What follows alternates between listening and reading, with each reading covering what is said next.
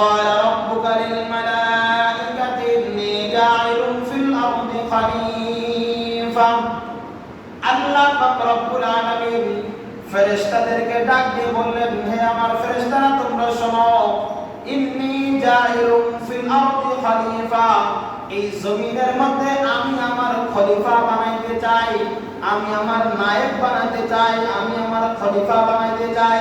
আল্লাহ পাক রব্বুল আলামিন বললেন, ক্বালা ইন্নী আ'লামু মা লা তা'লামুন। চিল্লাবেন আল্লাহু আকবার।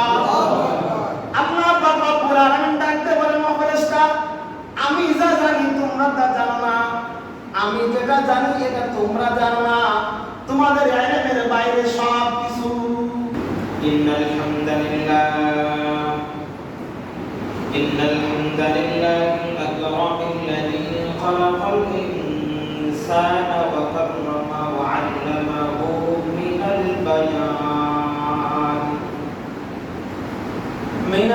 বায়ানি মা lam ya'lam ফাসুবহানাল্লাযী লা ইহসা ইমতিনালুহু বিল লিসানি ওয়া লা বিল কলম নাশহাদু আন লা ইলাহা ইল্লাল্লাহ ওয়া নাশহাদু আন্না সাইয়্যিদানা ওয়া সানাদানা ওয়া হাবিবানা ওয়া হাবিবা রাব্বিনা ওয়া তাবিবানা ওয়া তাবিবা قلوبنا ومولانا محمدا عبده ورسوله صلى الله عليه وعلى آله وأصحابه وبارك وسلم تسليما كثيرا الذي أرسله الله بالحق بشيرا ونذيرا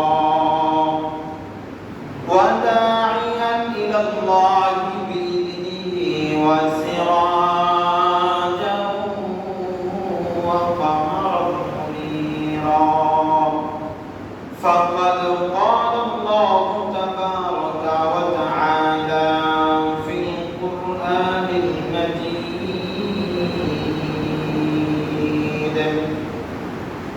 সবাই জবান খুলে কোরআন কারীম তেলাওয়াত করুন। আউযু বিল্লাহি মিনাশ শাইতানির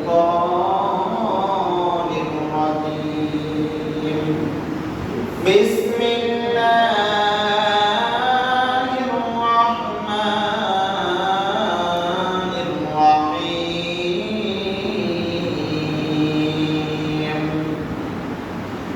ওয়া ইযা ক্বালা রাব্বুকা লিল মালাইকাতি ইন্নী জা'ilun ফিল আরদি খলিফা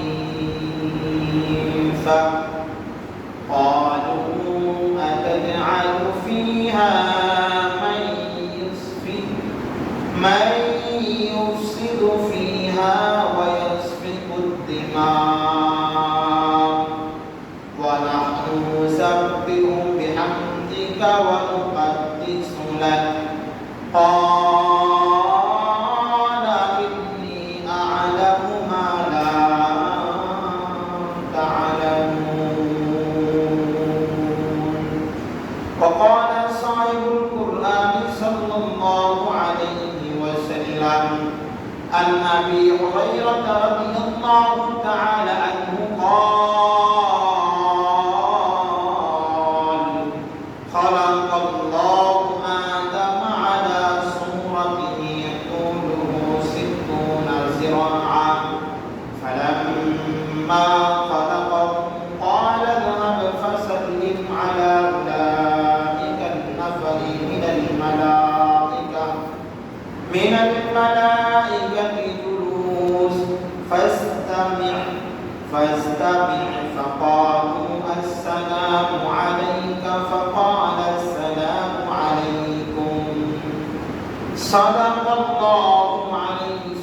الله العلي العظيم وصدق رسوله النبي الكريم بارك الله لنا والقرآن العظيم ونفعنا وإياكم بالآيات والذكر الحكيم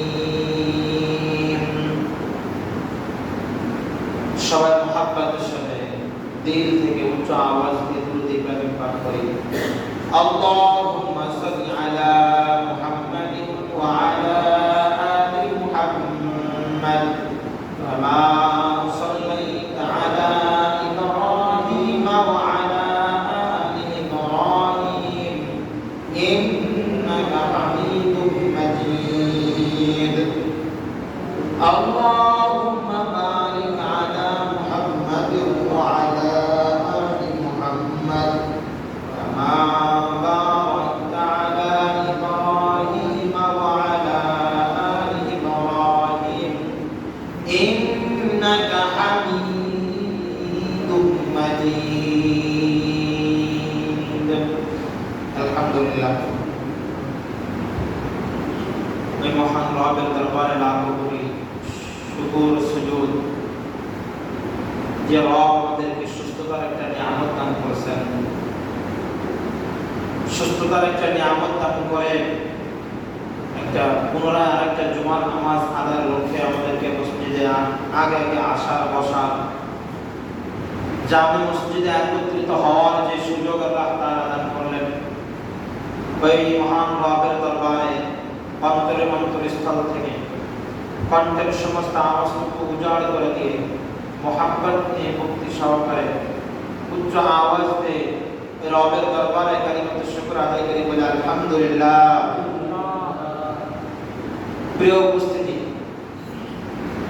আল্লাহ পাক রব্বুল আলামিন আমাদেরকে মুসলমান হিসেবে দুনিয়ার ভিতরে পাঠিয়েছেন। আমাদের সমাজের একটা নিয়ম আর রীতি আর নীতি হলো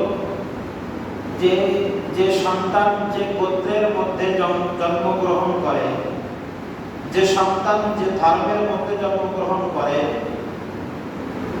ওই ধর্ম নিয়েই সে বড় হয়, ওই ধর্ম নিয়েই সে বড় হয়। যদি কোনো সন্তান হিন্দু ধর্মের মধ্যে জন্মগ্রহণ করে, ওই সন্তান আল্লাহ তাআলা যদি তাকে হেদায়েত না দেয়, ওই সন্তান কিয়ামত মৃত্যু পর্যন্ত সে হিন্দু ধর্ম নিয়েই চলাফেরা করে, বড় হয়, হায়াতের জিন্দেগিটা ওখানেই শেষ করে। যদি কেউ খ্রিস্ট ধর্মে ইয়াহুদ ধর্মে জন্মগ্রহণ করে, আল্লাহ তাআলা যদি তাদেরকে হেদায়েত না দেয়, তো তারা ওইভাবে তাদের জীবনটা পরিচালনা করে ওই ধর্ম রীতি নীতিকে মেনে নিয়ে তারা মৃত্যু পর্যন্ত চলে, জীবনকে পরিচালনা করে। আল্লাহ রাব্বুল ইজ্জত আল জালালের কাছে আমরা কেউ দরখাস্ত করি নাই যে মাবুদ আপনি আমাদেরকে মুসলমানের ঘরে পাঠান, আপনি আমাদেরকে মুসলমানের যে সন্তান আছে, মুসলমান পিতা পৌরাসে আপনি আমাদেরকে পাঠান। এইরকম দরখাস্ত আমরা কেউই করিনি। শুধু তাই না, আল্লাহ পাক রব্বুল আলামিন আমাকে চাইলে অন্যান্য মাখলুক বানাইতে পারতেন, আমাকে মানুষ না বানায়া আমাকে গাছপালা, তরুলতা, গরু, ছাগল, যে অন্যান্য যে মাখলুক আছে, এই মাখলুক আল্লাহ তাআলা আমাকে বানাতে পারতেন। আমরা কেউ দরখাস্ত করি নাই রব্বে কারীমের কাছে যে হে রব আপনি আমাদেরকে আশরাফুল মাখলুকাত মানুষ হিসেবে দুনিয়ার জমিনে পাঠান। এরকম দরখাস্ত আমরা কেউ করি নাই। পক্ষান্তরে আল্লাহ পাক রব্বুল আলামিন যদি চাইতেন তো আমাদেরকে অন্য নবীর উম্মতদের জামানায় পাঠাতে পারতেন। শ্রেষ্ঠ নবী, সর্বশেষ নবী, সরদারে দো জাহান হযরত মুহাম্মদ সাল্লাল্লাহু আলাইহি ওয়াসাল্লামের উম্মত হিসেবে আসার জন্য আমি আর আপনি কেউ রব্বে কারীমের কাছে দরখাস্ত করিনি। তো রব্বে কারীম চাইলে তো আমাকে অন্যান্য নবীর উম্মতের অন্যান্য নবীর জামানায় আমাকে পাঠাতে পারতেন। তো রব্বে কারীম আমাকে এতগুলো নিয়ামত দিলেন, সেই রবের দরবারে আরেকবার উঁচু আওয়াজ দিয়ে কি কালিমাতুশ শুকর আদায় করা যাবে? একটু কথা বলেন, যাবে? চিল্লায় বলেন না আলহামদুলিল্লাহ। আল্লাহ পাক রব্বুল আলামিন মানুষ তৈরি করলেন, মানুষ তৈরির যে ইতিহাস, এই ইতিহাস নিয়ে আজকে মূল আলোচনা। আমাদেরকে কিভাবে তৈরি করলেন? যদি কোনো মানুষ তার অস্তিত্ব ভুলে যায়, যদি কোনো মানুষ তার ইতিহাসকে ভুলে যায়, পিছনের কথাকে ভুলে যায়, ওই মানুষ অহংকারী হয়ে যায়, ওই মানুষ না শুকর হয়ে যায়, ওই মানুষ তখন দুনিয়ার ভিতরে দাম্ভিকতার সাথে চলাফেরা করে। ওই মানুষ তখন মনে করে যে আমি হয়তো দুনিয়ার জমিনে চিরকাল থেকে যাব, এমনটাই হয়তো মনে করে। আবার এমনটাও মনে করে যে আমি হয়তো পূর্বে থেকেই এমন ছিলাম, পূর্বে থেকে আমি ক্ষমতাশীল ছিলাম, পূর্বে থেকে আমি ধন সম্পদওয়ালা ছিলাম, পূর্বে থেকেই আমি এরকম শক্তি সামর্থ্যবান ওয়ালা মানুষ ছিলাম। কিন্তু মানুষ যদি তার ইতিহাস, মানুষ যদি তার সৃষ্টি নিয়ে গবেষণা করে যে আমি কিভাবে ছিলাম, আমি কিভাবে আসলাম, দুনিয়া তো আজকে তৈরি হয় নাই, দুনিয়া তো আজকে এই আল্লাহ পাক রব্বুল আলামিন আসমান আর জমিন তো আজকে তৈরি করে নাই, সৃষ্টি করে নাই। আল্লাহ পাক রব্বুল আলামিন আজকে আমাকে দুনিয়ার ভিতরে পাঠাইলেন। দুনিয়ার শুরুর ইতিহাস আমি দেখি নাই, আবার আমার বাপ দাদা যারা ছিল তারাও কি আমাদের আগের ইতিহাসও তারা দেখবে না। তারা মাঝখানে কিছু সময় ছিল, কোথা থেকে আসলো গেল কোথায়, এই ইতিহাস আর এই কথা যদি মানুষের দিলে স্মরণ থাকতো, কোনো মানুষ নাফরমান হতে পারতো না, কোনো মানুষ অহংকার হতে পারতো না, কোনো মানুষ দুনিয়ার জমিনে দাম্ভিকতার সাথে চলতে পারতো না, কোনো মানুষ অর্থবিত্ত আর শক্তি সামর্থ্যের বড় আর ক্ষমতা দেখাতো। এটা মানুষ কখনোই করতে না যদি তার এই ইতিহাস আর এই কথা তার দিলে স্মরণ থাকতো। ভাই সামনে থেকে তো আগে আসে, ভাই ফাঁকা জায়গাগুলো পুরো করে বসি, ওই সামনে চলে আসে, প্রয়োজন না থাকলে সামনে চলে আসে, উঠে আসি ভাই, উঠে আসি, সামনে কথা পুরা করি, সামনে কথা পুরা করি ভাই, সামনে জায়গাগুলো আগে পুরা করি। পিছনে আমরা যত পিছনে বসবো তত আসে মানুষ সব পিছনে বসে যাবে, তখন সবাই পিছনে বসবে, দেখা যাবে সামনে ফাঁকা রয়ে গেছে। আল্লাহু আকবার কাবীরা। আল্লাহ পাক রব্বুল আলামিন আমাদেরকে তৈরি করার আগেই আসমান আর জমিন তৈরি করেছেন। আসমান আর জমিন তৈরি করার পরে আল্লাহ পাক রব্বুল আলামিন এই জমিনের মধ্যে আরেকটা জাতি পাঠাইছিলেন, সেই জাতির নাম হলো জিন জাতি। আল্লাহ পাক রব্বুল আলামিন ওই জিন জাতি এই দুনিয়ার জমিনে পাঠানোর পরে রব্বে কারীমের নাফরমান, তারা রব্বে কারীমের নাফরমানি করতে থাকে, তারা রব্বে কারীমের নাফরমান হয়ে গেল। তারা দুনিয়ার ভিতরে রক্তপাত, ফিতনা ফাসাদ, এগুলো তারা হত্যা, রাহাজানি, খুন, এগুলো তারা করতে শুরু করলো। আর রব্বে কারীম তাদের উপরে অসন্তুষ্ট হয়ে তাদেরকে ধ্বংস করলেন। কিছু সময় পরে আল্লাহ পাক রব্বুল আলামিন তার দিনের চাহত, রব্বে কারীম এটা চাইলেন যে দুনিয়ার জমিনে আরেকটা জাতি আল্লাহ তাআলা পাঠাবেন, দুনিয়ার জমিনে আল্লাহ তাআলা আরেকটা জাতি পাঠাবেন। আল্লাহ পাক রব্বুল আলামিন ফেরেশতাদেরকে ডাকলেন তাদের অভিমত জানার জন্য, তাদের পরামর্শ করার জন্য। বিভিন্ন মুফাসসিরিনে ইকরাম বিভিন্ন কথা বলছেন, কেউ বলছেন তাদের অন্তরের কথা, ফেরেশতাদের দিনের কথা কি এটা জানার জন্য আল্লাহ পাক রব্বুল আলামিন ফেরেশতাদেরকে একত্রিত করলেন। কেউ কোন মুফাসসির বলেন যে আল্লাহ পাক রব্বুল আলামিন তাদের সাথে পরামর্শ করার জন্য তাদেরকে একত্রিত করলেন। কিন্তু এইটা আমার কাছে অগ্রহণযোগ্য মনে হয়। রব্বে কারীম তো সমস্ত ক্ষমতার অধিকারী, রব্বে কারীমের কোনো সিদ্ধান্ত নিতে কারোর একটা সেকেন্ড কারোর দিকে অপেক্ষা করা লাগে না। রব্বে কারীম ফেরেশতাদেরকে ডাক দিয়ে কেন পরামর্শ করবেন? তো আমার কাছে এটা মনে হয় যে রব্বে কারীম ফেরেশতাদের অভিমত জানতে চাইছেন, ফেরেশতাদের কাছ থেকে মতামত জানতে চাইছেন। কি জানতে চাইছেন? মতামত জানতে চাইছেন। কাদেরকে তৈরি করার জন্য? দুনিয়ার জমিনে আরেকটা জাতি তৈরি করবে, দুনিয়ার জমিনে আরেকটা জাতি আল্লাহ তাআলা তৈরি করবে। এজন্য আল্লাহ তাআলা তাদেরকে ডাক দিয়ে তাদের কাছ থেকে পরামর্শ চাইলেন, তাদের কাছ থেকে মতামত চাইলেন। আল্লাহ পাক রব্বুল আলামিন সূরা বাকারা 30 নম্বর আয়াতের ভিতরে এই কথা আল্লাহ তাআলা তুলে ধরেছেন, বলতেছেন وَإِذْ قَالَ رَبُّكَ لِلْمَلَائِكَةِ إِنِّي جَاعِلٌ فِي الْأَرْضِ خَلِيفَةً। আল্লাহ পাক রব্বুল আলামিন ফেরেশতাদেরকে ডাক দিয়ে বললেন, হে আমার ফেরেশতারা তোমরা শোনো, ইন্নী জাইলুম ফিল আরদি খলিফা, এই জমিনের মধ্যে আমি আমার খলিফা বানাইতে চাই, আমি আমার নায়েব বানাইতে চাই, আমি আমার খলিফা বানাইতে চাই। সহজ ভাষায় বলেন, খলিফা কাদেরকে বলে? একজন রাষ্ট্রনায়ক থাকে, তার প্রতিনিধি বানায়া বিভিন্ন অঞ্চলে পাঠায়, তাদেরকে খলিফা বলে। ঠিক না বেঠিক বললাম? সত্য কথা তো নাকি?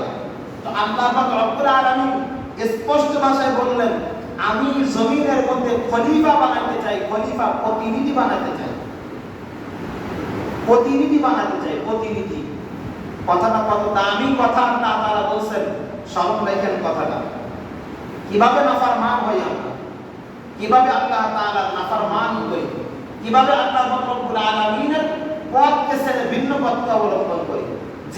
যিনি আমাদেরকে তৈরির ব্যাপারে শুরুতেই বলছেন যে আমি আমার প্রতিনিধি বানাতে চাই, কত সম্মানের কথা। প্রতিনিধি, প্রতিনিধি কি জেগে হওয়ার ক্ষমতা রাখে? প্রতিনিধি কি জেগে হওয়ার ক্ষমতা রাখে? কথা বুঝতেছেন না মনে হয় আমার? খলিফা হওয়া, গভর্নর হওয়া, প্রতিনিধি হওয়া, এটার ক্ষমতা কি জেগেও রাখে না? আল্লাহ পাক রব্বুল আলামিন দুনিয়ার সব আসমান আর জমিন যা কিছু দেখি না কেন, এই সব কিছুর একমাত্র ক্ষমতার মালিক কে? আল্লাহ।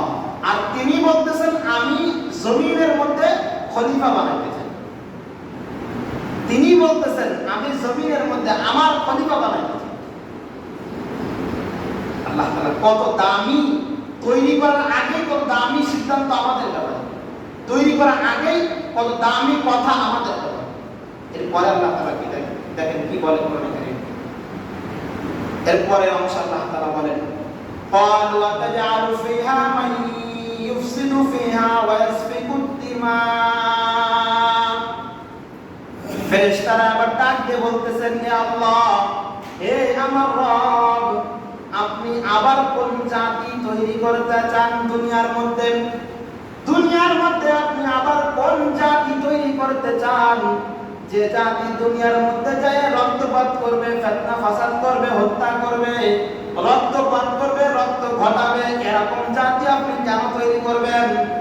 পরক্ষণে ফেরেশতারা বলতেছেন, ওয়া নাহনু মুসাব্বিহু বিহামদি ওয়া নুকাদ্দিসু লাক, আমরাই তো আপনার প্রশংসা করি, আমরাই তো আপনার পবিত্রতা বর্ণনা করি, সর্বক্ষণিক সর্বদাই সব সময় আপনার পবিত্রতা, আপনার তাসবিহাত, আপনার প্রশংসা, আপনার সুবহান, আপনি যে সুবহান, আপনি যে সুবহান, আপনি যে পবিত্র, এই কথা তো আমরা সব সময় ঘোষণা করতেছি। তাহলে আবার কোন জাতি তৈরি করার তো কোনো প্রয়োজন দেখি না। আল্লাহ পাক রব্বুল আলামিন বললেন, ক্বালা ইন্নী আ'লামু মা লা তা'লামুন। চিল্লাবেন আল্লাহু আকবার। আল্লাহ পাক রব্বুল আলামিন ডাকতে বলেন, ও ফেরেশতা, আমি যা জানি তোমরা তা জানো না, আমি যেটা জানি এটা তোমরা জানো না, তোমাদের ইলমের বাইরে সব কিছু তোমাদের ইলমের বাইরে। আমি যা জানি এটা তোমরা জানো না ফেরেশতা, তোমাদের জানার ক্ষমতা এটা তোমাদের নাই।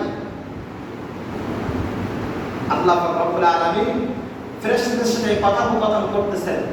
ফেরেশতারা কথা আসতে পারে, প্রশ্ন আসতে পারে, ফেরেশতারা এই এমন অভিমত কেন ব্যক্ত করলেন, এমন মতামত তারা কেন ব্যক্ত করলেন?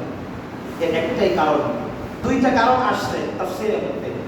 কেউ কেউ বর্ণনা করেন যে তাদেরকে আল্লাহ তাআলা আগে থেকে জানাইছেন যে কি এমন একটা জাতি আমি তৈরি করতে চাই, আল্লাহ তাআলা এই ব্যাপারে তাদেরকে আগে থেকে জানাইছেন। নতুবা তারা যে পূর্বের জিন জাতির সম্পর্কে জানে, জিন জাতিকে আল্লাহ তাআলা যে জমিনে পাঠাইছিল, তারা যে রক্তপাত করছে, এই কথা তারা তো জানে। এই কথার ভিত্তিতে, এই কথার উপরে ভিত্তি করে তারা এই কথা বলতেছে যে আপনি কি পূর্বের মধ্যে আরো একটা জাতি তৈরি করতে চান, যে জাতি দুনিয়ার ভিতরে শুধু রক্তপাতই করবে, শুধু ফিতনা ফাসাদই করবে? এই জাতি তৈরি করতে চান? আল্লাহ পাক রব্বুল আলামিন তখন ফেরেশতারা বলতেছেন, এই আয়াতের ব্যাখ্যায় মুফাসসিররা এখন দেখেন যে তারা বলতেছেন যে আপনার খেলাফত, আপনার খলিফা হওয়ার বোধগম্য তাদের হবে না, এই দায়িত্ব তারা পালন করতে পারবে না। তো আপনি কি করেন, এই দায়িত্ব আমাদের উপরে অর্পণ করেন, আপনি এই দায়িত্ব আমাদের উপরে অর্পণ করেন, আমরা এই দায়িত্বকে পরিপূর্ণরূপে পালন করার চেষ্টা করি। তারপরে আপনি কি করেন না, আর একটা জাতি তৈরি করে এই দুনিয়ার আসমান আর জমিনের ভিতরে অশান্তি আর বিশৃঙ্খলা এটা আপনি তৈরি করেন। এটাদের অভিমত ছিল, মতামত ছিল এটা। যদিও আল্লাহ পাক রব্বুল আলামিন তাদের কথা অনুযায়ী কোনো কাজ করবেন না, কিন্তু রব্বে কারীম তো তাদেরকে ডাকছেন তাদের মতামত জানার জন্য, তাদের অন্তরের খবর কি, তাদের কথা কি, এটা আল্লাহ তাআলা জানেন।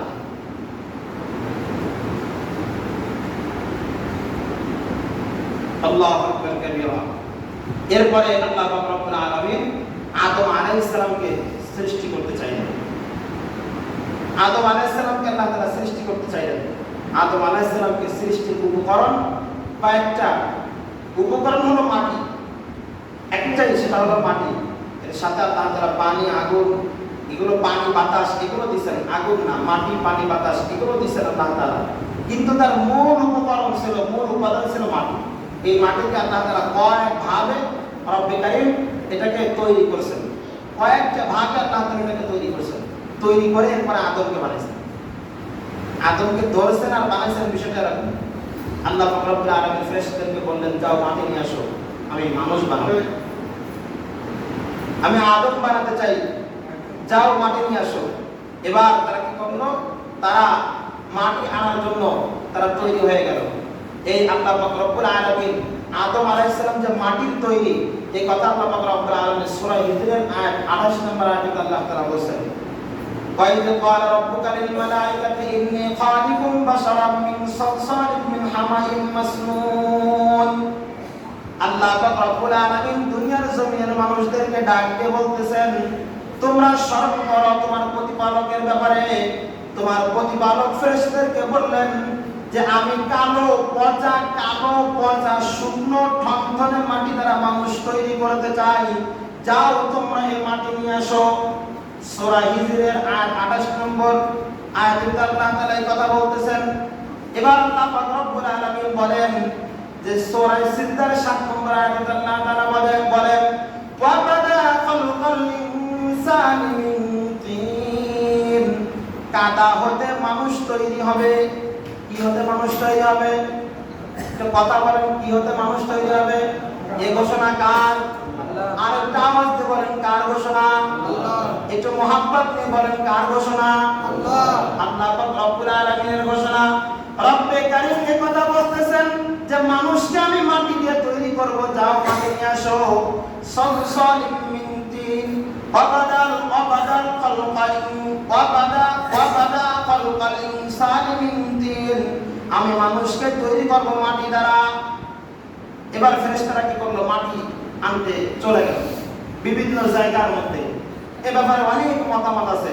কেউ বলে যে কি ফেরেশতারা যায় ফিরে আসে, ফেরেশতারা যায় ফিরে আসে, একটা সময় যায় মালাকুল মউত। আপনারা চেনেন নাকি? নাম শুনছেন না? আর এক নামে চিনি আমরা, সেটা হলো আজরাইল। এইটা বলা সহি না, এটা বলা কি না, সহি না। হাদিসের কিতাবে কোরআন কারীমের ভিতরে তার ব্যাপারে একটাই শব্দ আসছে, সেটা হলো মালাকুল মাউত। কি আসছে বলেন? মালাকুল মাউত। সুতরাং আজ থেকে আমরা এই শব্দটা পরিহার করব, আজরাইল শব্দ আর ব্যবহার করব। আল্লাহ পাক রব্বুল আলামিন আমাদেরকে তৌফিক দান করেন। মালাকুল মাউত ব্যবহার করব। কি ব্যবহার করব? মালাকুল মাউত। এটা বিভিন্ন তাফসীরে বিভিন্ন মুফাসসিরিন একরাম বর্ণনা করেন যে কি একটা সময় যে সবাই ফেল হয়, আল্লাহ পাক রব্বুল আলামিন মালাকুল মাউতকে পাঠান, উনি যে মাটি সংগ্রহ করতে সক্ষম হন।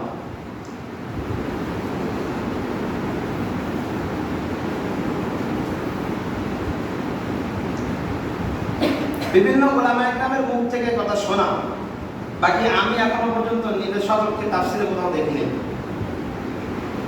আমার ইলম এখন ওই পর্যন্ত পৌঁছাতে পারেনি। এই জন্য তাফসীরের গ্রন্থ তো বহু গ্রন্থ। এক তাফসীরের কত যে গ্রন্থ আছে এর কোনো নিশ্চয় নেই। আমরা সাধারণত দুই একটা তাফসীর মোতালাক, দুই একটা, বেশি না। আর যে সমস্ত বড় আল্লাহওয়ালারা ছিলেন, বড় ওলামায়ে কেরাম ছিলেন, তারা তো সার্বক্ষণিক তাদের পড়ার প্রতি একটা অন্যরকম মহব্বত ছিল। তো তারা অনেক কিতাব তারা গোটাগুটি করার সুযোগ পাইতেন। আল্লাহ তাআলা তাদেরকে সেই সুযোগ তৈরি করে দিয়েছেন। এই কথা ওনাদের মুখ থেকে শোনা, এখন এর ভিত্তি কতটুকু এটা আমি জানি না, কারণ দলিল তো আমার কাছে নাই। আল্লাহ পাক রব্বুল আলামিন মালাকুল মউতকে পাঠালেন, উনি মাটি আনলেন। মাটি আনার পরে আল্লাহ পাক রব্বুল আলামিন এই মাটিকে 4 থেকে 5টা ভাবে তাদেরকে প্রথমে খামির করলেন। 5টা ভাবে খামির করলেন। করে করে করে করে আল্লাহ পাক রব্বুল আলামিন কি করেন, একটা সময় কি করেন, মাটিকে প্রথমে আনেন, আনে এটাকে প্রথমে কি করেন, পানি দিয়ে খামির করেন। পানি দিয়ে করে এটাকে আল্লাহ তাআলা রেখে দেন, যেটাকে আমরা বলি তিনে লাসিব যেটাকে বলে, অর্থাৎ আঠালো মাটি। পানি দিয়ে এটাকে তৈরি করা পরে আঠালো মাটি হিসেবে হয়ে গেল। আল্লাহ পাক রব্বুল আলামিন বলেন, ইন্না খালাকনাহুম মিন তিনিন লাযিব, নিশ্চয় আমি মানুষকে তৈরি করেছি আঠালো মাটি থেকে। কি মাটি থেকে? আঠালো মাটি থেকে আমি মানুষকে তৈরি করেছি। আল্লাহ পাক রব্বুল আলামিন এরপরে বলেন, এরপরে ৪র্থ নম্বর যেটা বলেন সেটা হলো সূরা হিজরের আয়াত নম্বর ২৬ নম্বর আয়াতে আল্লাহ তাআলা বলেন, ওয়ালাকাদ খালাকনাল ইনসানা মিন সালসালিন হামাইম মাসনুন, নিশ্চয় আমি মানুষকে সৃষ্টি করেছি কালো পচা থমথমে দুর্গন্ধযুক্ত আঠালো মাটি থেকে। আল্লাহ পাক রব্বুল আলামিন পঞ্চম পর্যায়ে যেটা বর্ণনা করেন সেটা হলো আল্লাহ পাক রব্বুল আলামিন বলেন, ওই খামির গন্ধ হওয়ার কারণে ওই খামিরটাকে আমি 40 বছর পর্যন্ত, এক কথায় ওই খামিরটাকে দীর্ঘদিন পর্যন্ত রোদের মধ্যে শুকাতে দিলাম, যাতে করে ওই থেকে কোনো প্রকার গন্ধ না বের হয়। আল্লাহ পাক রব্বুল আলামিন এই কথাও সূরা হিজরের 26 নম্বর আয়াতে আল্লাহ পাক রব্বুল আলামিন বর্ণনা করেন, ওয়ালাকাদ খালাকনাল ইনসানা মিন সালসালিন মিন হামাইম মাসনুন। আল্লাহ পাক রব্বুল আলামিন বলেন যে এই যে দুর্গন্ধযুক্ত মাটিটাকে আমি খামির বানাইলাম, খামির বানায়া এই মাটিটাকে এবার রোদের মধ্যে শুকাতে দিলাম, যাতে করে আদম থেকে কোনো প্রকার কি না আসে, গন্ধ না আসে। এবার যখন এই আদমকে যখন একটা আকৃতি দিলেন, যখন একটা মূর্তির মতো একটা আকৃতি দিয়ে তাকে যখন রোদের মধ্যে শুকাতে দিলেন, তখন এই যে ইবলিস আছে, এই ইবলিসের ব্যাপারে মুফাসসিরিনে কেরাম বর্ণনা করেন যে তার অন্তরে শুরু থেকে অহংকার ছিল যে আমি ছাড়া আর এই দুনিয়ার জমিনে কোনো আশরাফুল মাখলুকাত হতে পারে না, আমি হলাম সবথেকে শ্রেষ্ঠ, আমি হলাম সবথেকে দামি হব। এই অহংকার ওই ইবলিসের অন্তরের মধ্যে ছিল। আল্লাহ পাক রব্বুল আলামিন যখন এটা জানতেন, আল্লাহ পাক রব্বুল আলামিন এটা আগের থেকে জানতেন। আল্লাহ পাক রব্বুল আলামিন যখন মানুষ তৈরি করতে চাইলেন ফেরেশতাদেরকে, তখন বললেন যে তোমরা এই যে জাতি তোমাদের সামনে তৈরি করা ঘোষণা দিলাম, এই জাতি তৈরি করার কারণে তোমাদের মধ্য থেকে একজন কি হবে, লানত প্রাপ্ত হবে, তোমাদের মধ্যে একজন ধ্বংস প্রাপ্ত হবে। এই ইবলিসের ব্যাপারে আল্লাহ পাক রব্বুল আলামিন ইঙ্গিত দিয়েছিলেন। এবার এই ইবলিস যায় আদমের কাছে যায় মাঝে মাঝে আদমকে একটু পা দিয়ে লাথি মেরে কয়, আল্লাহ কি বানাইছে? এটা তো মাটি দিয়ে মাটি বানাইছে, মাটির একটা মূর্তি বানায় দিয়েছে। এভাবে মাঝে মাঝে যায় তাকে লাথি মারে, এও প্রতিবোধ করে। একটা সময় গিয়ে তাকে কি করে, যখন একটু বেশি সূক্ষ্ম হয়ে যায়, তখন ওই ইবলিস কি করে জানেন, তখন আল্লাহ পাক রব্বুল আলামিন যখন আদমকে পরিপূর্ণ রূপ দেয় নাই, একটা মূর্তি বানাইছেন, উপর দিকেও ফাঁকা, নিচের দিকেও ফাঁকা। এবারে এই শয়তান কি করে, ইবলিস কি করে, এই নিচের থেকে ঢোকে আবার মাথা থেকে বের হয়, আবার মাথা থেকে ঢোকে নিচে থেকে বের হয়। এভাবে করে করে তাকে প্রতিপন্ন করতে থাকে। আল্লাহ পাক রব্বুল আলামিন বলেন যে আমি তার ভিতরে রূহ ফুঁকে দিলাম, তাকে পরিপূর্ণ আকৃতি দিলাম, যখন পরিপূর্ণ আকৃতি হয়ে গেল, মাথার কাছে এসে এবার ফেরেশতারা বলতে লাগেন, ও রব, ও রব, ও আমাদের প্রতিপালক, এরপরে সামনে কিভাবে আগাবো? চোখ দুটো কোথায় দিলে ভালো হবে এটা তো আমরা জানি না, নাকটা কোথায় দিলে ভালো হবে এটা তো আমরা জানি না, কান দুইটা কোথায় দিলে ভালো হবে এটা তো আমরা জানি না, মুখটা কোথায় দিলে ভালো হবে এটা আমরা জানি না। ও রব, আপনি এবার আমাদেরকে হুকুম দেন কি করব? আল্লাহ পাক রব্বুল আলামিন বলেন, তোমাদের কাজ কাজ ওই পর্যন্ত শেষ। এরপরের কাজ হলো আমার আল্লাহ পাক রব্বুল আলামিন নিজের কুদরতি হাত দিয়ে মানুষের মাথাটুকু চেহারাটুকু আল্লাহ তাআলা নিজের কুদরতি হাত দিয়ে বানাইছেন। চিল্লাবেন আল্লাহু আকবার। এই চেহারা এই মাথা এটা আল্লাহ তাআলা কুদরতি হাত দিয়ে বানান। হাদিসের মধ্যে আসছে যে আল্লাহ পাক রব্বুল আলামিন 3 থেকে 4টা জিনিস তার কুদরতি হাত দিয়ে তৈরি করেছেন। তার ভিতরে একটা হলো মানুষের মাথা, মানুষের চেহারা, যেটা এটা মানুষের মাথা, মানুষের চেহারা যেটা এটা আল্লাহ পাক রব্বুল আলামিন নিজের কুদরতি হাত দিয়ে বানাইছেন। নিজের কুদরতি হাত দিয়ে বানাইছেন। আল্লাহ তাআলা ফেরেশতাদেরকে বলে, আয় এ বান্দা বড় মহব্বতের বান্দা আমার, এ বড় ভালোবাসার বান্দা আমার, এ বড় প্রেমিকের বান্দা আমার। সুতরাং এর যে মূল হেড যেটা হবে, মূল যেটা হবে ওটা তোরা বানাতে পারবি না, ওটা মহব্বত করে আমি বানাবো, ওটা মহব্বত করে আমি আল্লাহ তাআলা বানাবো। তোরা এখানে হাত লাগাইস না, তোরা হাত লাগালে এলোমেলো হয়ে যাবে। যদি আল্লাহ তাআলা ফেরেশতাদের মাধ্যমে কাজ করাইতেন তাহলে দুনিয়ার জমিনে এক একজনের চেহারার সাথে এক একজনের চেহারা মিলে যেত, এক একজনের কণ্ঠের সাথে একজনের কণ্ঠ মিলে যেত। আল্লাহ পাক রব্বুল আলামিন নিজের কুদরতি হাতের দ্বারা তৈরি করার কারণে মানুষের পুরা দুনিয়ার মধ্যে ঘুরলে দেখবেন যে কি আমার মতো হুবহু আরেকজন আছে, এটা সত্য কথা। বাকি দেখবেন কোথাও না কোথাও ভূত আছে, কোথাও না কোথাও কি আছে, একটু পরিবর্তন হলেও আছে। দুনিয়ার কোনো মানুষকে আপনি একই রকম পাবেন না। এটা আল্লাহ তাআলার কুদরতি হাত দিয়ে তৈরি করার কারণে আল্লাহ পাক রব্বুল আলামিন এভাবে সিস্টেম করেছে, এভাবে আল্লাহ পাক রব্বুল আলামিন সিস্টেম করেছে। আল্লাহ পাক রব্বুল আলামিন বলেন যে আমি কি করছি, আদমকে বানায়া এবার সবকিছু কমপ্লিট, এবার আমি কি করলাম, তার ভিতরে রূহ ফুঁকে দিলাম। তার ভিতরে কি দিলাম, রূহটা ফুঁকে দিলাম।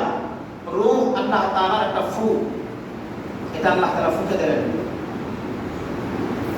আল্লাহ পাক রব্বুল আলামিন কোরআনে কারীমের সূরা সাদ আয়াত নম্বর 72 আয়াতে আল্লাহ তাআলা বলেন, فَإِذَا سَوَّيْتُهُ وَنَفَخْتُ فِيهِ مِنْ رُوحِي فَقَعُوا لَهُ سَاجِدِينَ। আল্লাহ পাক রব্বুল আলামিন কোরআনে কারীমে ডাকতে বলেন, অতঃপর আমি যখন তাকে সুষম করে তৈরি করলাম, সুন্দর একটা সুগঠন তাকে তৈরি করলাম, এবার আমি আল্লাহ পাক রব্বুল আলামিন তার ভিতরে রূহটা ফুঁকে দিলাম, তার ভিতরে রূহটা সংসার করে দিলাম। আল্লাহ পাক রব্বুল আলামিন বলেন যে তোমরা কি করো, তার প্রতি সিজদা অবনত হও। চিল্লাবেন আল্লাহু আকবার। ফেরেশতাদেরকে বলতেছেন যে তোমরা কি করো, এই আদমকে পরিপূর্ণ রূপ দিয়ে দিলাম, আদমকে পরিপূর্ণ রূপ দিয়ে দিলাম, এবার আদমকে তোমরা সিজদা করো। আদমের কাছে তোমরা যাও, আদমের ভিতরে রূহটা ফুঁকে দিয়েছে, এবার আদমের কাছে যায় তোমরা আদমকে সিজদা করো। এর আগের কথাই আল্লাহ পাক রব্বুল আলামিন, এর আগে আল্লাহ পাক রব্বুল আলামিন ফেরেশতাদের সামনে সিজদা দেওয়ার আগে আল্লাহ পাক রব্বুল আলামিন ফেরেশতাদের সামনে একটা ঘটনা তৈরি করলেন। ঘটনা আল্লাহ পাক রব্বুল আলামিন ঘটালেন। সেই ঘটনাটা আল্লাহ পাক রব্বুল আলামিন হযরত আদম আলাইহিস সালামকে দুনিয়ার সব কিছুর ব্যাপারে জানালেন।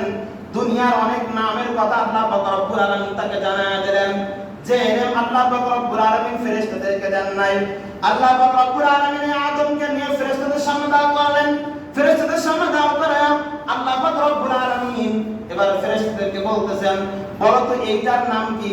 ফেরেশতারা বলতে পারে না। বলো তো এইটার নাম কি? ফেরেশতারা বলতে পারে না। এভাবে করে আল্লাহ পাক রব্বুল আলামিন যেটার কথা ফেরেশতাদেরকে জিজ্ঞাসা করে ফেরেশতারা বলতে পারে না। এক পর্যায়ে আল্লাহ পাক রব্বুল আলামিনকে ফেরেশতারা বলেন, হে আমার রব, আপনি আমাদেরকে যে ইলম দান করেছেন ওই ইলমের বাইরে আমাদের কোনো জ্ঞান নাই, সুতরাং এটা আমরা বলতে পারবো না। আল্লাহ পাক রব্বুল আলামিন এবার আদমকে বললেন, ও আদম, তুমি এবার কি করো, তুমি তোমার কাছে যে জ্ঞান আছে জ্ঞানটা বলে দাও। অর্থাৎ ফেরেশতাদেরকে যে কাজগুলো জিজ্ঞাসা করেছে, যে প্রশ্নগুলো ফেরেশতাদের কাছে করেছে, ওই উত্তরগুলো ফেরেশতারা দিতে পারে নাই, তুমি ওই উত্তরগুলো সাথে সাথে দিয়ে দাও। আল্লাহ পাক রব্বুল আলামিন সূরা বাকারা 31 নম্বর আয়াতে আল্লাহ তাআলা কথাই বলেন, ওয়া আল্লামা আদমাল আসমা কুল্লাহা সুম্মা আরাদাহুম আলাল মালাইকাতি ফাকালু বিউনি বিআসমাই হাউলাই ইন কুনতুম সাদিকিন। আল্লাহ পাক রব্বুল আলামিন ফেরেশতাদের সামনে আদম আলাইহিস সালামকে সম্মানিত করার জন্য এই ঘটনাটা ঘটালেন। আল্লাহ পাক রব্বুল আলামিনের হুকুমে ফিরে আদম আলাইহিস সালাম এবার প্রত্যেকটা প্রশ্নের জবাব তফ তফ করে দিতে লাগলেন, সাথে সাথে দিতে লাগলেন। এবার আল্লাহ পাক রব্বুল আলামিন বললেন, দেখো আমি যে জাতি তৈরি করতে চেয়েছিলাম এইটা শ্রেষ্ঠ না তোমরা শ্রেষ্ঠ। এবার ফেরেশতারা বলেন যে এ আল্লাহ পাক রব্বুল আলামিন, আপনি যে জাতি তৈরি করেছেন ওই জাতি হলো শ্রেষ্ঠ জাতি, আমরা তার কাছে পরাজিত, আমরা তার কাছে হেরে গেলাম। আল্লাহ পাক রব্বুল আলামিন বলেন, এবার তোমরা যদি সত্যি সত্যি তার কাছে হেরে যায় থাকো তাহলে তোমরা কি করো, তার কাছে গিয়ে সিজদা অবনত হও। সমস্ত ফেরেশতা কি করলো, সিজদা অবনত হলো, ইল্লা ইবলিস, শুধুমাত্র ইবলিস তাকে সিজদা দিল না। শুধুমাত্র ইবলিস তাকে সিজদা দিল না, প্রত্যেক ফেরেশতা তাকে সিজদা দিল। আল্লাহ পাক রব্বুল আলামিন এই ঘটনা কেন ঘটাইলেন মুফাসসিরিন ইকরাম বর্ণনা করেন, এর কারণ দুইটা। এক নম্বর হলো আল্লাহ পাক রব্বুল আলামিন বোঝাতে চাইছেন, ওই যে শুরুতে আল্লাহ পাক রব্বুল আলামিন বলছিলেন যে ইন্নী আ'লামু মা লা তা'লামুন, আমি যা জানি তোমরা তা জানো না। এই কথা বলে আল্লাহ তাআলা জাতি তৈরি করলেন, আদমকে তৈরি করলেন, আদমকে বানায়া এবারে কি আল্লাহ পাক রব্বুল আলামিন বোঝাতে চাইলেন, ফেরেশতা তোমাদেরকে বলছিলাম আমি যা জানি তুমি তা জানো না, তোমরা তা জানো না, দেখো এবার আমি যে জাতি বানাইছি এই জাতি তোমাদের থেকে শ্রেষ্ঠ। এবার তোমাদের থেকে যদি শ্রেষ্ঠ হয়ে থাকে তাহলে তোমরা সিজদা করো আদমকে। দুই ঘটনা বানায়া আল্লাহ পাক রব্বুল আলামিন আদমকে সমস্ত মাখলুকের উপরে শ্রেষ্ঠত্ব দান করেছেন। চিল্লায়া বলেন সুবহানাল্লাহ। দুই ঘটনা ঘটায়া আল্লাহ পাক রব্বুল আলামিন আদমকে সমস্ত মাখলুকের উপরে শ্রেষ্ঠত্ব দান করেন। এটা হলো আল্লাহ পাক রব্বুল আলামিনের নিজাম, আল্লাহ পাক রব্বুল আলামিনের হিকমত। আল্লাহ পাক রব্বুল আলামিন এভাবেই তৈরি করছেন, এভাবেই সিস্টেম করছেন সবকিছু।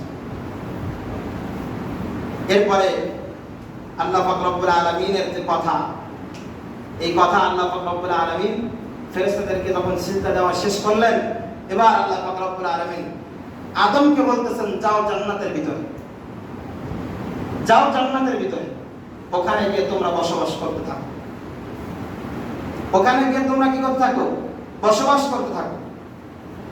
আল্লাহ পাক রব্বুল আলামিন আদমকে তাকে ভিতরে পাঠায়া দিয়ে এবার আল্লাহ পাক রব্বুল আলামিনের যে সিস্টেম, আল্লাহ পাক রব্বুল আলামিন তো আদম আলাইহিস সালামকে দুনিয়ার জমিনে পাঠাবেন, কারণ ফেরেশতাদেরকে তো শুরুতেই বলছেন যে আমি কি করতে চাই, দুনিয়ার ভিতরে খলিফা বানাতে চাই, ইন্নী জাইলুন ফিল আরদি খলিফা, আমি দুনিয়ার জমিনে খলিফা বানাইতে চাই। তো আদমকে তো জান্নাতে রাখার জন্য বানাই নাই, আদমকে জান্নাতে রাখার জন্য তো বানাই নাই। আদমকে বানানোর আগেই ফেরেশতাদের সামনে ঘোষণা দিয়েছেন, ইন্নী জাইলুন ফিল আরদি খলিফা, আরদ মানে জমিন, এই জমিনে আমি খলিফা বানাইতে চাই। এই কথা বলে আল্লাহ পাক রব্বুল আলামিন আদমকে বানাইছেন। এখন আদমকে জান্নাতে ঢুকাইলেন, এই জান্নাতে আদমকে কেন ঢুকাইলেন এটার ব্যাপারে মুফাসসিরিন ইকরাম বর্ণনা করেন যে আল্লাহ পাক রব্বুল আলামিন আদমকে জান্নাতে এজন্য ঢুকাইলেন, ঢুকায় বুঝাইলেন যে তোমার আদি বাড়ি, তোমার পুরাতন বাসা, তোমার স্থায়ী ঠিকানা হলো এটা। তোমার স্থায়ী ঠিকানা কোনটা? জান্নাত। সবাইকে কথা বলেন যে স্থায়ী ঠিকানা কোথায়? জান্নাত। এটা আদমকে বোঝাইলেন। আদমকে বোঝায়া এবার পুরা বনি আদম অর্থাৎ কিয়ামত পর্যন্ত যত মানুষ আসবে দুনিয়ার জমিনে, প্রত্যেকটা মানুষকে আল্লাহ তাআলা ওই আদম থেকে বানাইছেন। আর আদম থেকে বানানোর কারণে তারা কি হবে? প্রত্যেকের বাড়ি হবে জান্নাত। প্রত্যেকের বাড়ি কোথায় হবে? জান্নাতে। এখন ইসলামের ভিতরে একটা মূল নীতি আছে, সেই মূল নীতিটা কি? মূল নীতিটা হলো যে কোনো জিনিস না দেখে ক্রয় করা যায় না। কোনো জিনিস না দেখে কি করা যায় না? ক্রয় করা যায় না কোনো জিনিস। যেমন আপনি যদি একটা ব্যক্তিকে বলেন যে তোর কাছে কাক বিক্রি করব, কাক কি করব? বিক্রি করব। কয় টাকাতে? 100 টাকাতে টাকা দেন। এখন উনি আপনার কাছে টাকা দিছে, আপনি টাকা দিচ্ছেন যে ওটা কাক করে চলে যায়, এটা আপনার জন্য জায়েজ নেই। আপনার ওই কাকটা ধরে তার হাতে হস্তান্তর করতে হবে, এরপর উড়ে গেলে সে বসবে, এটা দায়িত্ব আর আপনার নয়। তো আল্লাহ পাক রব্বুল আলামিন কি করলেন? আদমকে ভিতরে ঢুকাইলেন, ঢুকায়া ওনাকে বের করলেন, বের করে দুনিয়ার জমিনে এবার তাকে বিচরণ করানোর সুযোগ তৈরি করে দিলেন। বিচরণ করার পরে সুযোগ তৈরি করে দেওয়ার পরে আল্লাহ পাক রব্বুল আলামিন তাকে দুনিয়ার জমিনে যখন পাঠাইছেন, স্ত্রী সহ পাঠাইছেন, এবার আসার পরে বিস্তার হবে, বংশ বিস্তার হবে, কিয়ামত পর্যন্ত এটা চলবে। আল্লাহ পাক রব্বুল আলামিনের খলিফা কিয়ামত পর্যন্ত চলবে। এখন তারা যে এই যা কিছু করবে সব কিছুর মূল মাকসাদ থাকবে জান্নাতে। তারা যেন বলতে পারে যে আমাদের বাবা কি করছে, জান্নাতে গিয়ে বাড়িতে ঘুরে আইছে, সুতরাং ওই বাড়ি আমাদের বাড়িটা যেন প্রত্যেকটা আদম সন্তান বলতে পারে। যেন আল্লাহ পাক রব্বুল আলামিন আদমকে জান্নাতে পাঠাইছে। সুবহানাল্লাহ। আরেকটা ঘটনা বোঝাই উদাহরণ দিয়ে, তাইলে বুঝবেন। আমাদের সমাজে একটা রীতি আর নীতি হলো যে মেয়ে যখন বিবাহ দেয় তখন মেয়ে বাড়ি দেখতে যায় না গার্জিয়ান বাড়ি দেখতে যায়? বলবেন নি আমার কথা? আপনারা মনে হয় মেয়ে থেকে বিবাহটা দেননি। যখন মেয়ে বিবাহ দেয়, ছেলে বিবাহ দেয়, তখন মেয়ের যে বাড়ি, মেয়ের পক্ষ থেকে ছেলের বাড়ি দেখতে যায় মেয়ে না গার্জিয়ান? গার্জিয়ান সাধারণত কারা হয়? বাবা, চাচা, এনারা তো গার্জিয়ান হয়। এখন মেয়েটা ওই বাড়ি দেখতে যায় নাই, বাবা দেখে আসছে, কিন্তু পরবর্তীতে মেয়ে যায় কি করে দাবি করতেছে এটা আমার বাড়ি। মেয়ে দাবি করতেছে কি আমার বাড়ি, আসলে সে আগে কখনো বাড়ি দেখছে? বাবা দেখে আসে, সেই সূত্রে সে কি দাবি করতেছে যে আমার বাবা এই বাড়ি দেখে আমার জন্য চয়েস করে গেছে, এই বাড়ি আমার জন্য দেখে কি করে গেছে, চয়েস করে গেছে, সুতরাং আমার বাবার বাধ্য সন্তান আমি, এজন্য এই বাড়িকে আমি গ্রহণ করছি, এজন্য এই বাড়িকে আমি কি করছি, গ্রহণ করছি। আদম আলাইহিস সালামকে আল্লাহ তাআলা ওইভাবে বোঝাতে চাইছেন যে তুমি বাড়ি দেখে তোমার সন্তানদের জন্য তুমি চয়েস করে রেখে যাও, আর তোমার বাধ্য সন্তান যারা হবে তাদের জন্য জান্নাত। চিল্লাহ বলো সুবহানাল্লাহ। তোমার বাধ্য সন্তান যারা হবে তাদের জন্য কি এই জান্নাত। আল্লাহ পাক রব্বুল আলামিন কোরআনে কারীমের ভিতরে এই কথা বলতেছেন। আল্লাহ পাক রব্বুল আলামিন হাওয়া আলাইহিস সালামকে বানাইছেন, এই বানানোর ব্যাপারে কোরআনে কারীমে কিছু কথা শুনুন। আদম আলাইহিস সালামকে তো বানালেন, এটা তো শুনলাম। এখন আদম আলাইহিস সালামকে বানানোর পরে হাওয়া আলাইহিস সালামকে বানাইছেন, তার থেকে তো বংশ বিস্তার হয়েছে। শুধু আদম থেকে তো আল্লাহ তাআলা বংশ বিস্তার করেনি, কারণ হাওয়াকে বানালো কিভাবে? আল্লাহ পাক রব্বুল আলামিন সূরা নিসার 1 নম্বর আয়াতের ভিতরে বলেন, ইয়া আইয়ুহান নাসু তাকু রাব্বাকুমুল্লাযী খালাকাকুম মিন নাফসিন ওয়াহিদা وخلق منها زوجها وبث منهما رجالا كثيرا। আল্লাহ পাক রব্বুল আলামিন দুনিয়ার মানুষদেরকে ডাক দিয়ে বলেন, ও আমার মানুষ তোমরা শোনো, আমি আল্লাহ পাক রব্বুল আলামিনকে তোমরা ভয় করো। ইত্তাকু রাব্বাকুম, তোমরা আমি রব্বে কারীমকে ভয় করো। কেন ভয় করবা? আল্লাযী খালাকাকুম মিন নাফসিন ওয়াহিদা, আমি তোমাদেরকে একজন নফস থেকে, একটা মানুষ থেকে আমি তোমাদেরকে তৈরি করেছি। ওয়া খালাকা মিনহা যাওজাহা, এবং আমি কি করেছি তার থেকেও তার স্ত্রীকে তৈরি করেছি। ওয়া বাসসা মিনহুমা রিজালান কাসীরা, এবং তার পরবর্তীতে তার স্ত্রী এবং তাকে দুইজনকে মিলানোর মাধ্যমে এর পরবর্তী যত বংশ বিস্তার হয়, অর্থাৎ এর মাধ্যমে যত নরনারী দেখো তোমরা সব এই দুইজনের মাধ্যমে হয়েছে। এখন এই কথা থেকে আপনারা কি বুঝেছেন? আল্লাহ পাক রব্বুল আলামিন হাওয়াকে কার থেকে বানাইছেন? বলেন, হাওয়াকে কার থেকে বানাইছেন? আদম থেকে। কার থেকে? আদম থেকে। তাফসীরে মুফাসসিরিন ইকরাম বর্ণনা করেন যে আদম আলাইহিস সালামের পাঁজরের হাড় দিয়ে কি করেছেন? হাওয়া আলাইহিস সালামকে বানাইছেন। এই তাফসীরের গ্রন্থের মধ্যে মুফাসসিরিন ইকরাম আমাদের ব্যাপারে নসিহত করেন যে নারী জাতি ওই পাঁজরের হাড় থেকে তৈরি, সুতরাং ওই পাঁজরের হাড়টা একটু বেঁকা হয়। কি হয়? এক নম্বর হলো বেঁকা, দ্বিতীয় নম্বর হলো শক্ত।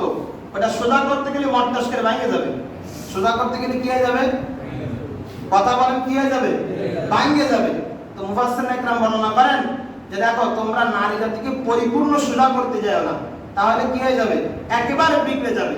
আবার কি একেবারে ছেড়েও দিও না, আবার কি একেবারে ছাড়িয়েও দিও না, মাথা গেলে নাচবে, এরকমটাকে গ্রহণ করে নিও না।